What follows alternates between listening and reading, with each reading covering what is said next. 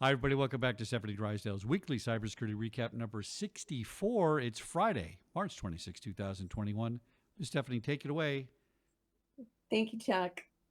So this week, ZDNet shared an article titled Popular Remote Lesson Monitoring Program Could Be Exploited to Attack Student PCs. Researchers at McAfee uncovered multiple security holes in a remote learning software called NetOp Vision Pro. This is a monitoring software adopted by many schools for teachers to control the remote learning sessions of their students. So it allows the teachers to keep control of the lessons, view the student screens, share the teacher's screen, and implement web filters, even push out URLs, chat functions, and freeze students' screens. So McAfee determined that vulnerabilities in the software could be exploited by hackers to gain full control over the students' computers. So in a virtual classroom setting, all network traffic was unencrypted with no option to encrypt. Not cool to not be able to enable. So additionally, the students connected to the classroom would unknowingly begin sending screenshots to the teacher and enabling anyone with access to the network to view the screenshots and the contents of the student screens remotely. So as if that wasn't enough, it was also possible to masquerade as the teacher host and perform local elevation of privilege attacks to gain system privileges.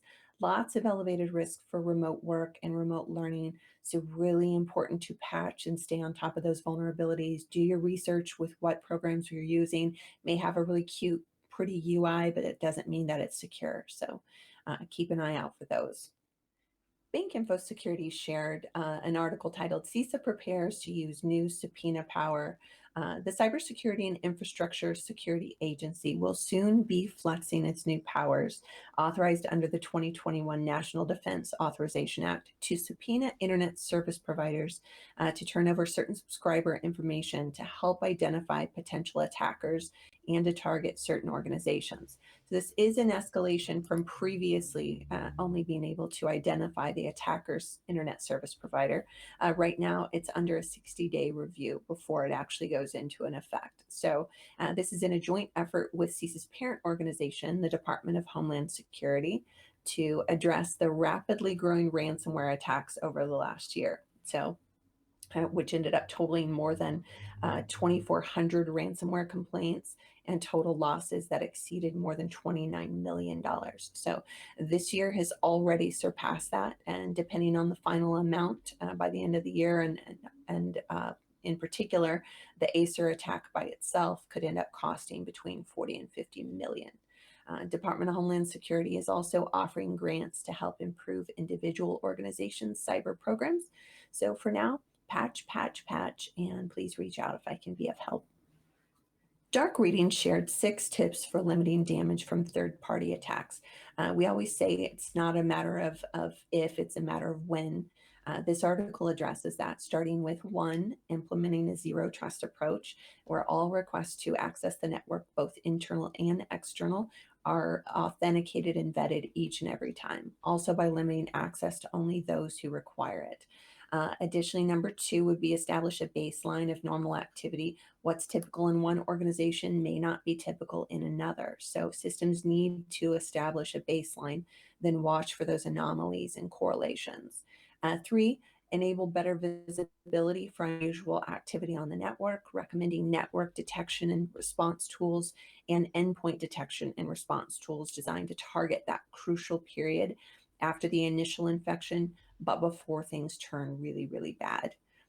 4 would be to protect web apps. Make sure that you focus on having the controls to identify and inventory all of the third-party and supply chain partners. Important to review the data that they have access to and what controls are needed to ensure that access privileges aren't abused. And 5, to implement code integrity checks, really important. 6, monitor the software used to communicate with customers and the public, watching it closely for anomalies. It was a really helpful article, so make sure you check that out.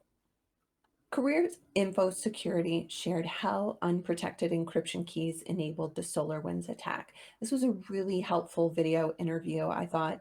It talked about a far less discussed flaw with the SolarWinds attack, which was before the malicious code was actually even unleashed, which was how the crypto keys for the authentication were actually stolen in the first place. Very informative interview on a really important vulnerability. So make sure that you watch that one. And that's what I have for you all this week. I hope everyone is well, and I will look forward to seeing you next.